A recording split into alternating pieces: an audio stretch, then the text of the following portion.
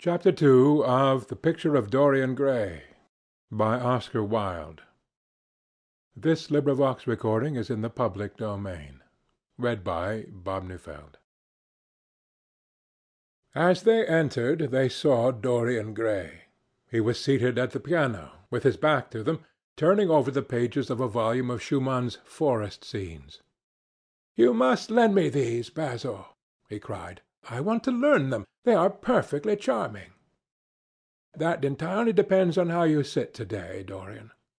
"Oh, I am tired of sitting, and I don't want a life-size portrait of myself," answered the lad, swinging round on a music-stool in a wilful, petulant manner.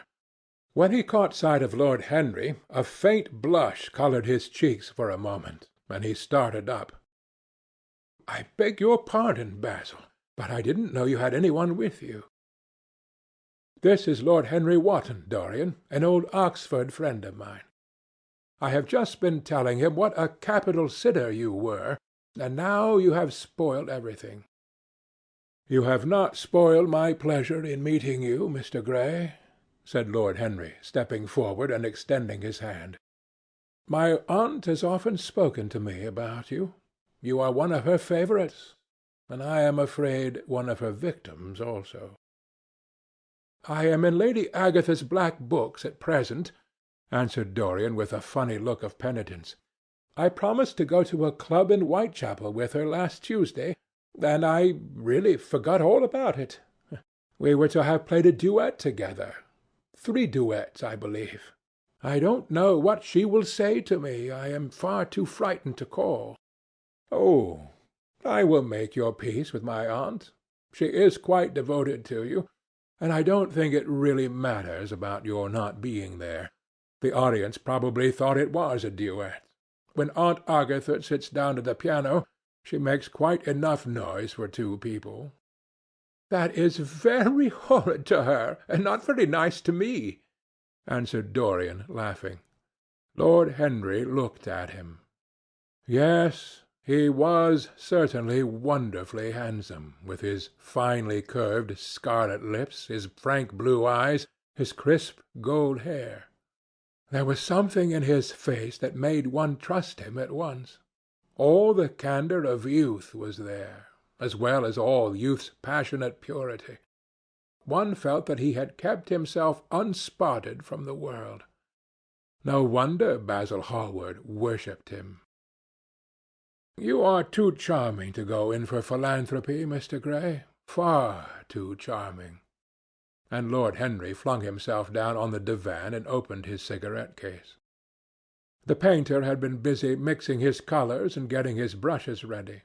He was looking worried, and when he heard Lord Henry's last remark, he glanced at him, hesitated for a moment, and then said, "Harry, I want to finish this picture to-day. Would you think it awfully rude of me if I asked you to go away?" Lord Henry smiled and looked at Dorian Gray. "Am I to go, Mr. Gray?" he asked. "Oh, please don't, Lord Henry. I see that Basil is in one of his sulky moods, and I can't bear him when he sulks. Besides, I want you to tell me why I should not go in for philanthropy." "I don't know that I shall tell you that, Mr. Gray. It is so tedious a subject that one would have to talk seriously about it. But I certainly shall not run away, now that you have asked me to stop. You don't really mind, Basil, do you? You have often told me that you liked your sitters to have some one to chat to." Hallward bit his lip. "If Dorian wishes it, of course you must stay. Dorian's whims are laws to everybody, except himself." Lord Henry took up his hat and gloves. "You are very pressing, Basil, but I'm afraid I must go. I have promised to meet a man at the Orleans. Good-bye, Mr. Gray. Come and see me some afternoon in Curzon Street. I am nearly always at home at 5 o'clock. Write to me when you are coming. I should be sorry to miss you." "Basil," cried Dorian Gray, "if Lord Henry Wotton goes, I shall go too."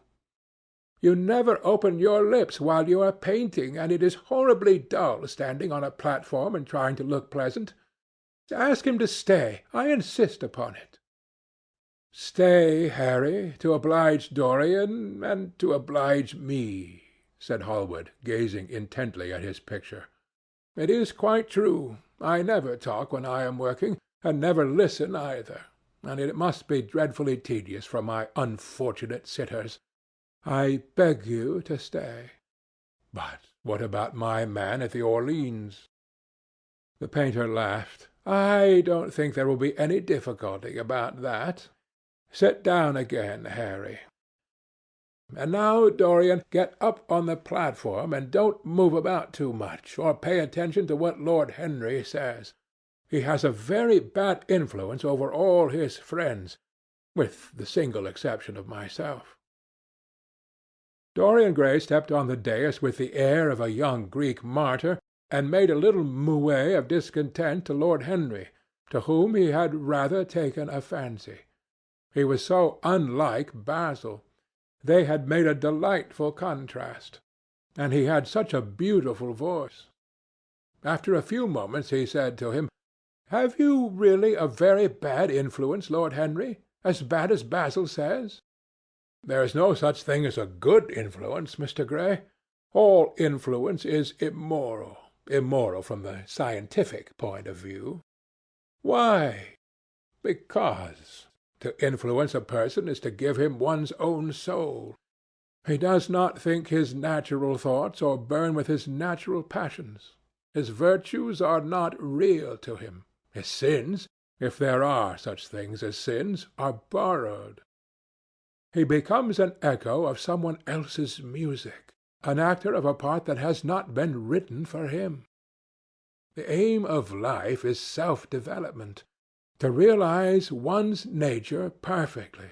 That is what each of us is here for. People are afraid of themselves nowadays.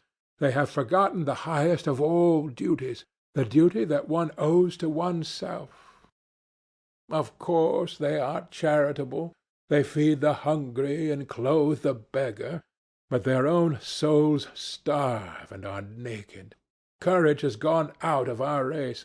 Perhaps we never really had it. The terror of society, which is the basis of morals, the terror of God, which is the secret of religion, these are the two things that govern us. And yet— "Just turn your head a little more to the right, Dorian, like a good boy," said the painter, deep in his work, and conscious only that a look had come into the lad's face that he had never seen there before. "And yet," continued Lord Henry, in his low musical voice, and with that graceful wave of the hand that was always so characteristic of him, and that he had even in his Eton days, "I believe that if one man were to live out his life fully and completely, were to give form to every feeling, expression to every thought, reality to every dream, I believe that the world would gain such a fresh impulse of joy that we would forget all the maladies of medievalism and return to the Hellenic ideal, to something finer, richer than the Hellenic ideal, it may be. But the bravest man amongst us is afraid of himself. The mutilation of the savage has its tragic survival in the self-denial that mars our lives. We are punished for our refusals. Every impulse that we strive to strangle broods in the mind and poisons us. The body sins once and has done with its sin, for action is a mode of purification. Nothing remains then but the recollection of a pleasure or the luxury of a regret. The only way to get rid of a temptation is to yield to it. Resist it, and your soul grows sick with longing for the things it has forbidden to itself, with desire for what its monstrous laws have made monstrous and unlawful. It has been said that the great events of the world take place in the brain. It is in the brain, and the brain only, that the great sins of the world take place also. You, Mr. Gray, you yourself, with your rose-red youth and your rose-white boyhood, you have had passions that have made you afraid, thoughts that have filled you with terror, day-dreams and sleeping dreams whose mere memory might stain your cheek with shame." "Stop!" faltered Dorian Gray. "Stop! You bewilder me. I don't know what to say. There is some answer to you, but I cannot find it. Don't speak. Let me think. Or rather, let me try not to think." For nearly 10 minutes he stood there, motionless, with parted lips and eyes strangely bright. He was dimly conscious that entirely fresh influences were at work within him. Yet they seemed to him to have come really from himself. The few words that Basil's friend had said to him, words spoken by chance, no doubt, and with wilful paradox in them, had touched some secret chord that had never been touched before, but that he felt was now vibrating and throbbing to curious pulses. Music had stirred him like that. Music had troubled him many times. But music was not articulate. It was not a new world, but rather another chaos that it created in us. Words, mere words, how terrible they were, how clear and vivid and cruel. One could not escape from them. And yet what a subtle magic there was in them! They seemed to be able to give a plastic form to formless things, and to have a music of their own as sweet as that of viol or of flute. Mere words! Was there anything so real as words? Yes, there had been things in his boyhood that he had not understood. He understood them now. Life suddenly became fiery-colored to him. It seemed to him that he had been walking in fire. Why had he not known it? With his subtle smile Lord Henry watched him. He knew the precise psychological moment when to say nothing. He felt intensely interested. He was amazed at the sudden impression that his words had produced, and remembering a book that he had read when he was 16, a book which had revealed to him much that he had not known before, he wondered whether Dorian Gray was passing through a similar experience. He had merely shot an arrow into the air. Had it hit the mark? How fascinating the lad was! Hallward painted away with that marvellous bold touch of his that had the true refinement and perfect delicacy that in art, at any rate, comes only from strength. He was unconscious of the silence. "Basil, I am tired of standing," cried Dorian Gray suddenly. "I must go out and sit in the garden. The air is stifling here." "My dear fellow, I am so sorry. When I am painting, I can't think of anything else. But you never sat better. You were perfectly still, and I have caught the effect I wanted. The half-parted lips and the bright look in the eyes. I don't know what Harry has been saying to you, but he has certainly made you have the most wonderful expression. I suppose he has been paying you compliments. You mustn't believe a word that he says." "He has certainly not been paying me compliments. Perhaps that is the reason that I don't believe anything he has told me." "You know you believe it all," said Lord Henry, looking at him with his dreamy, languorous eyes. "I will go out to the garden with you. It is horribly hot in the studio. Basil, let us have something iced to drink, something with strawberries in it." "Certainly, Harry. Just touch the bell, and when Parker comes I will tell him what you want." "I have got to work up this background, so I will join you later on. Don't keep Dorian too long. I have never been in better form for painting than I am to-day. This is going to be my masterpiece. It is my masterpiece as it stands." Lord Henry went out to the garden and found Dorian Gray burying his face in the great cool lilac blossoms, feverishly drinking in their perfume as if it had been wine. He came close to him and put his hand upon his shoulder. "You are quite right to do that," he murmured. "Nothing can cure the soul but the senses, just as nothing can cure the senses but the soul." The lad started and drew back. He was bareheaded, and the leaves had tossed his rebellious curls and tangled all their gilded threads. There was a look of fear in his eyes, such as people have when they are suddenly awakened. His finely chiselled nostrils quivered, and some hidden nerve shook the scarlet of his lips and left them trembling.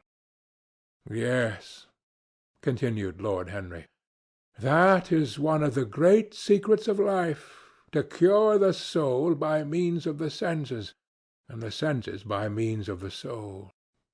You are a wonderful creation. You know more than you think you know, just as you know less than you want to know." Dorian Gray frowned and turned his head away.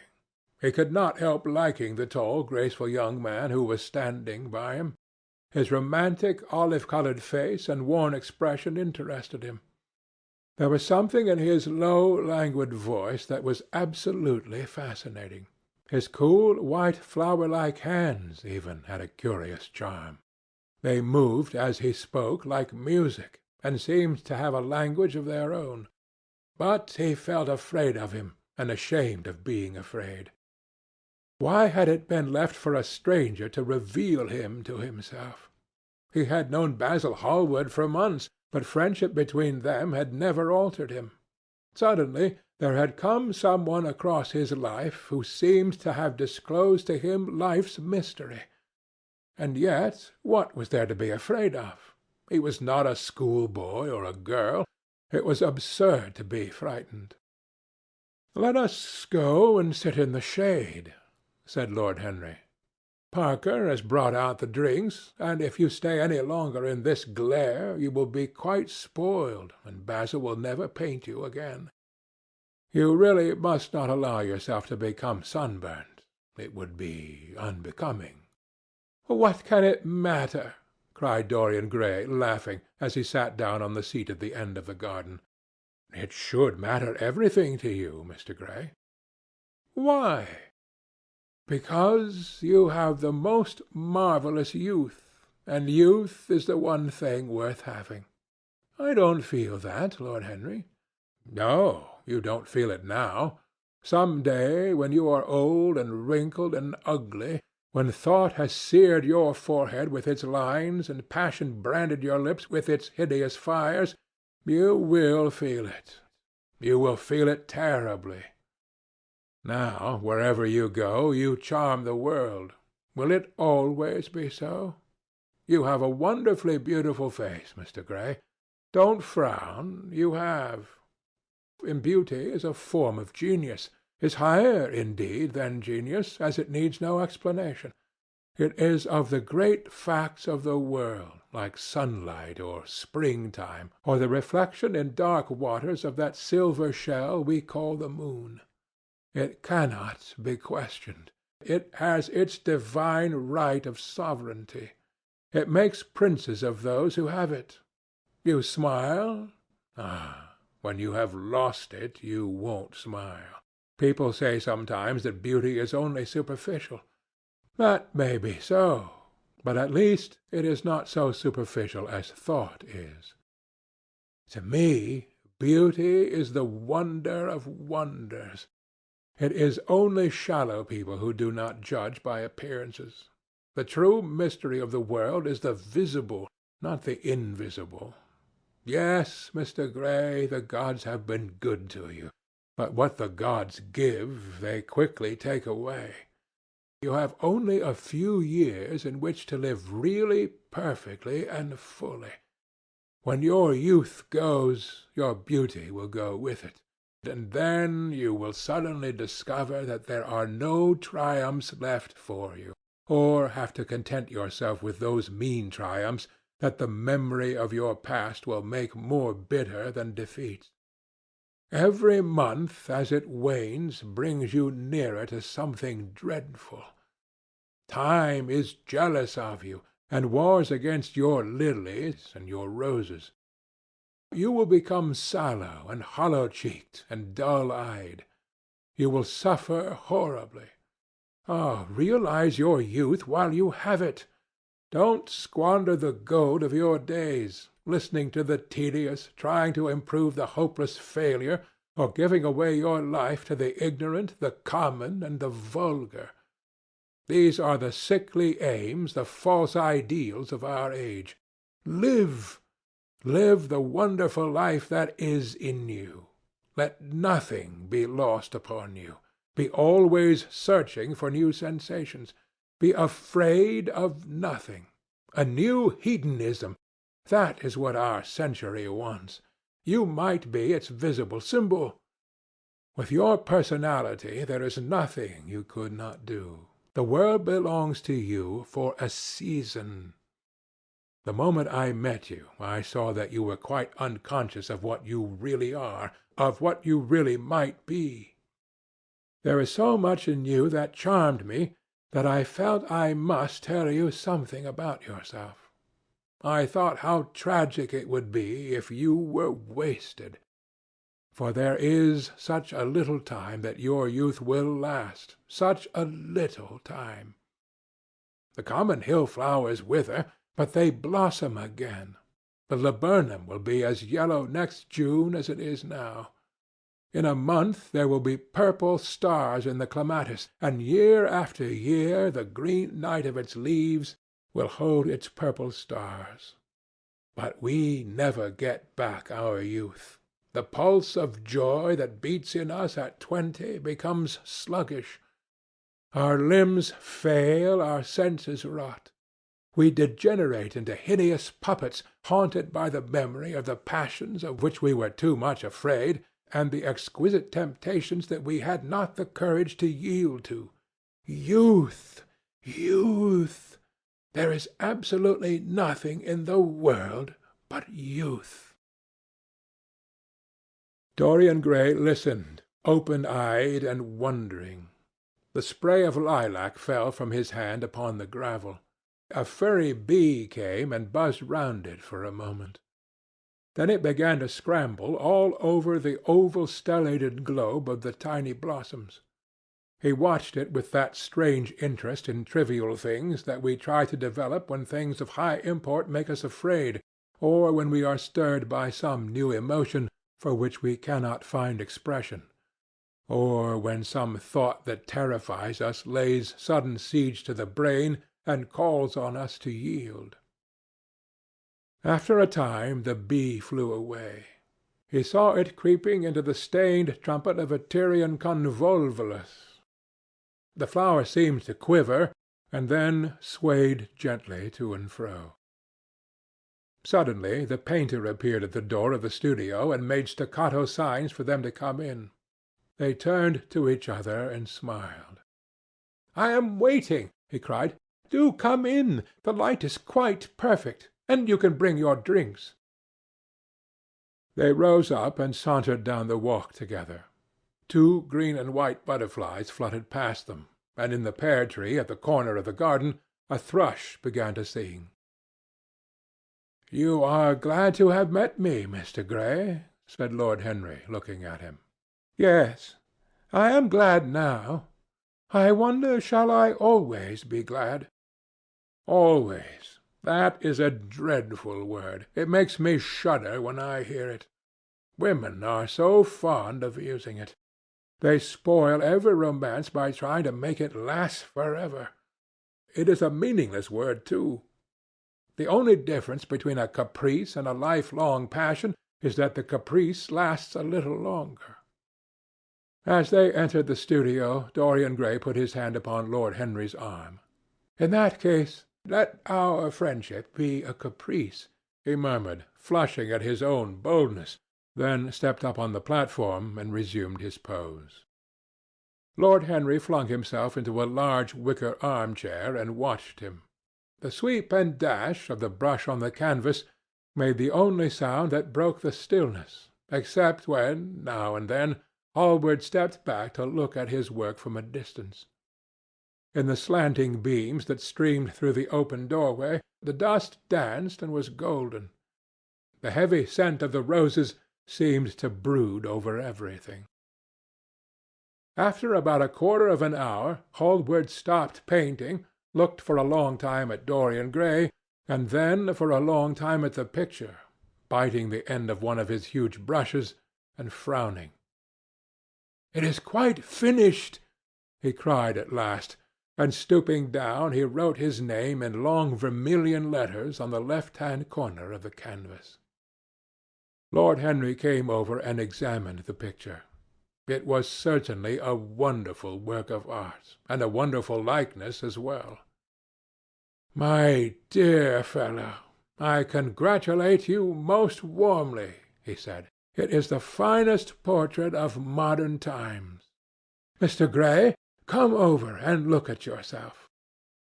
The lad started as if awakened from some dream. "Is it really finished?" he murmured, stepping down from the platform. "Quite finished," said the painter. "And you have sat splendidly to-day. I am awfully obliged to you." "That is entirely due to me," broke in Lord Henry. "Isn't it, Mr. Gray?" Dorian made no answer, but passed listlessly in front of his picture and turned towards it. When he saw it, he drew back, and his cheeks flushed for a moment with pleasure. A look of joy came into his eyes, as if he had recognized himself for the first time. He stood there motionless and in wonder, dimly conscious that Hallward was speaking to him, but not catching the meaning of his words. The sense of his own beauty came on him like a revelation. He had never felt it before. Basil Hallward's compliments had seemed to him to be merely the charming exaggeration of friendship. He had listened to them, laughed at them, forgotten them. They had not influenced his nature. Then had come Lord Henry Wotton with his strange panegyric on youth, his terrible warning of its brevity.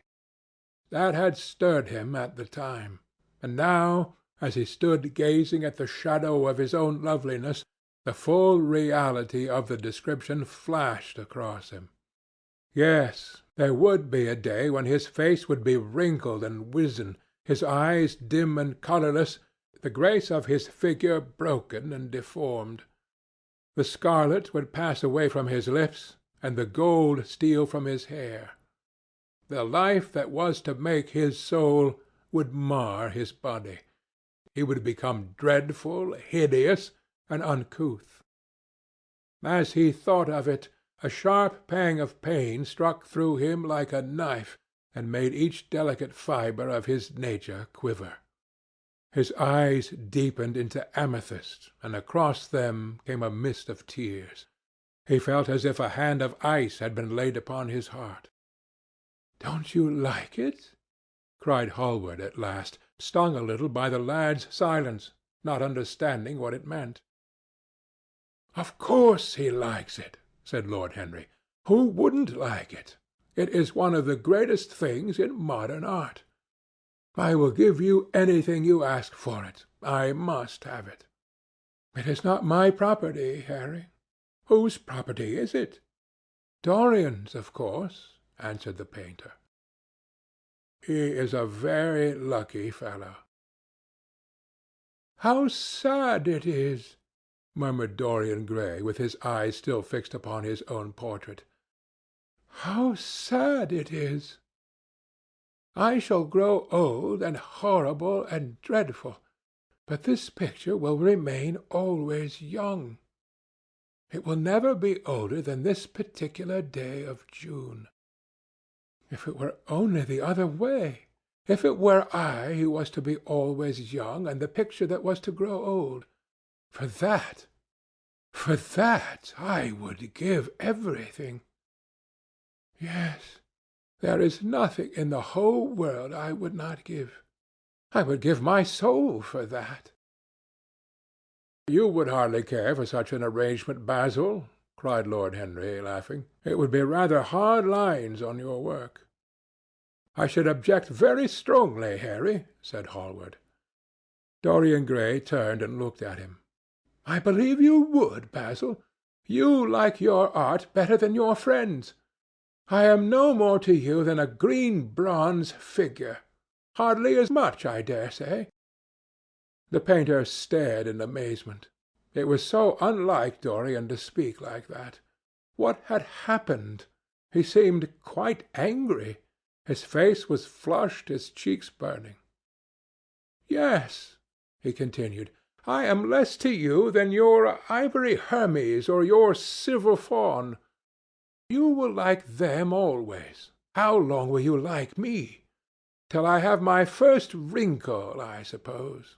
I know now that when one loses one's good looks, whatever they may be, he loses everything. Your picture has taught me that. Lord Henry Wotton is perfectly right. Youth is the only thing worth having. When I find that I am growing old, I shall kill myself." Hallward turned pale and caught his hand. "Dorian, Dorian!" he cried. "Don't talk like that. I have never had such a friend as you, and I shall never have such another. You are not jealous of material things, are you? You who are finer than any of them." "I am jealous of everything whose beauty does not die. I am jealous of the portrait you have painted of me. Why should it keep what I must lose? Every moment that passes takes something from me and gives something to it. Oh, if it were only the other way! If the picture would change, and I could be always what I am! Why did you paint it? It will mock me some day, mock me horribly." The hot tears welled into his eyes. He tore his hand away, and flinging himself on the divan, he buried his face in the cushions as though he was praying. "This is your doing, Harry," said the painter bitterly. Lord Henry shrugged his shoulders. "It is the real Dorian Gray, that is all." "It is not." "If it is not, what have I to do with it?" "You should have gone away when I asked you," he muttered. "I stayed when you asked me," was Lord Henry's answer.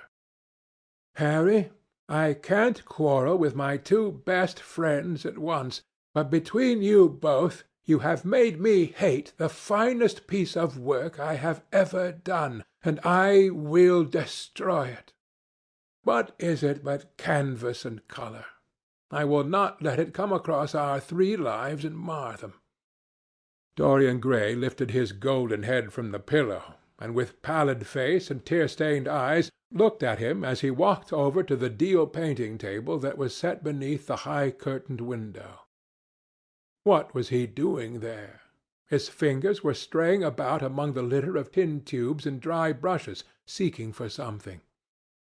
Yes, it was for the long palette-knife, with its thin blade of lithe steel.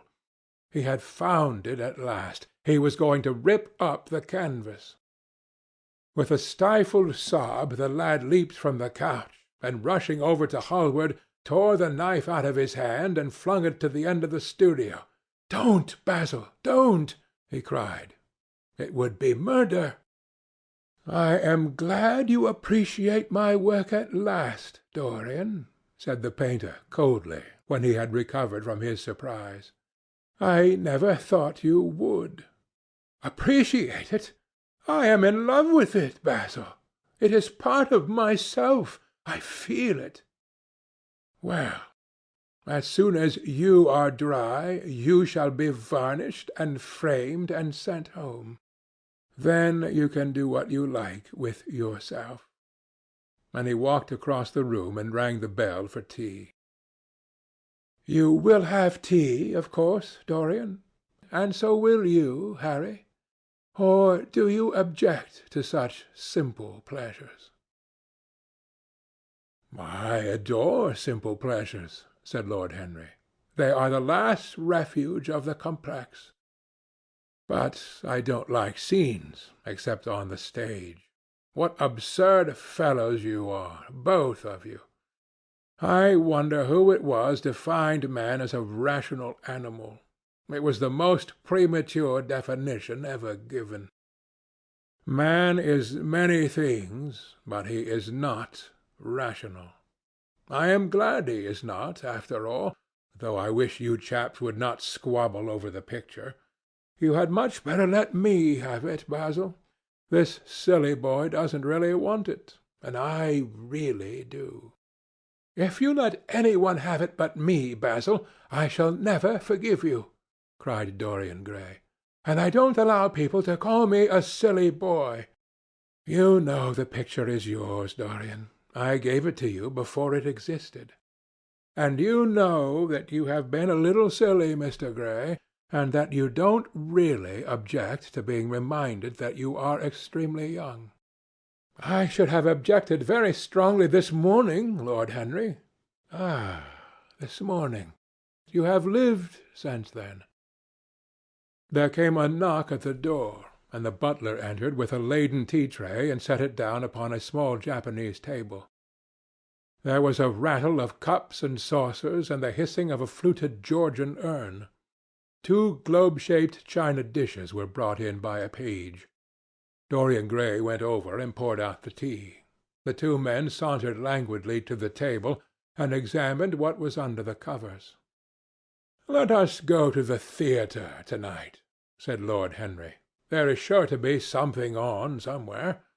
I have promised to dine at White's, but it is only with an old friend, so I can send him a wire to say that I am ill, or that I am prevented from coming in consequence of a subsequent engagement. I think that would be a rather nice excuse. It would have all the surprise of candour." "It is such a bore putting on one's dress clothes," muttered Hallward, "and when one has them on they are so horrid." "Yes," answered Lord Henry dreamily. "The costume of the 19th century is detestable. It is sombre, so depressing. Sin is the only real colour element left in modern life. You really must not say things like that before Dorian, Harry." "Before which Dorian? The one who is pouring out tea for us, or the one in the picture?" "Before either." "I should like to come to the theatre with you, Lord Henry," said the lad. "Then you shall come. And you will come too, Basil, won't you?" "I can't, really. I would sooner not. I have a lot of work to do." "Well, then, you and I will go alone, Mr. Gray." "I should like that awfully." The painter bit his lip and walked over, cup in hand, to the picture. "I shall stay with the real Dorian," he said sadly. "Is it the real Dorian?" cried the original of the portrait, strolling across to him. "Am I really like that?" "Yes, you are just like that." "How wonderful, Basil!" "At least you are like it in appearance. But it will never alter," sighed Hallward. "That is something." "What a fuss people make about fidelity!" exclaimed Lord Henry. "Why, even in love it is purely a question of physiology. It has nothing to do with our own will. Young men want to be faithful and are not. Old men want to be faithless and cannot. That is all one can say." "Don't go to the theatre to-night, Dorian," said Hallward. "Stop and dine with me." "I can't, Basil." "Why?" "Because I have promised Lord Henry Wotton to go with him." "He won't like you better for keeping your promises. He always breaks his own. I beg you not to go." Dorian Gray laughed and shook his head. "I entreat you." The lad hesitated and looked over at Lord Henry, who was watching them from the tea-table with an amused smile. "I must go, Basil," he answered. "Very well," said Hallward, and he went over and laid down his cup on the tray. "It is rather late, and as you have to dress, you had better lose no time. Good-bye, Harry.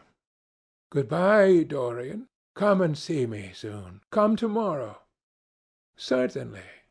You won't forget?" "No, of course not," cried Dorian. "And Harry." "Yes, Basil?" Remember what I asked you when we were in the garden this morning." "I have forgotten it." "I trust you." "I wish I could trust myself," said Lord Henry, laughing. "Come, Mr. Gray, my hansom is outside, and I can drop you at your own place. Good-bye, Basil. It has been a most interesting afternoon." As the door closed behind them, the painter flung himself down on a sofa, and a look of pain came into his face. Chapter 2